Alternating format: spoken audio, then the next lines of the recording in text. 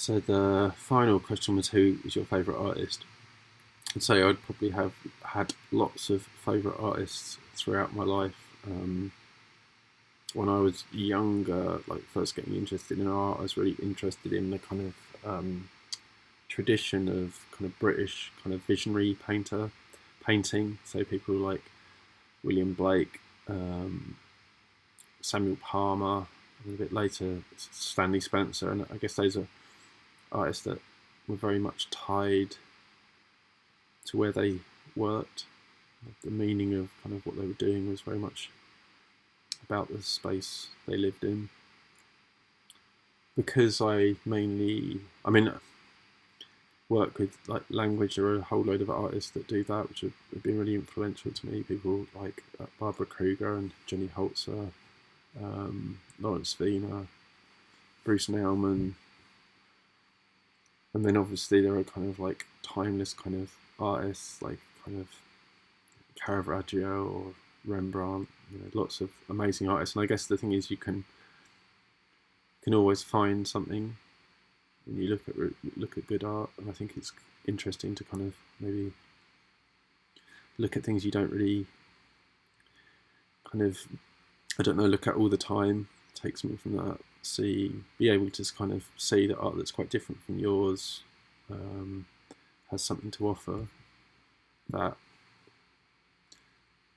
it's like you want to listen to different music or eat different food depending on how you feel. I think in terms of the artists I think about the most when I'm working, it's probably Bruce Nauman, because there's a kind of real purity and concise kind of nature to his work. It's very very direct and very tough and very powerful. And I think that that's, I mean, I can't, my brain is not wired in the same way as his necessarily. But I don't have that kind of clarity of thought that he is able to project in his work. So when I see that, I see that as always something to kind of aspire to, really, to think in that kind of, to think what is the best way to express this idea, what's the simplest kind of terms, how can I make this closest to kind of life.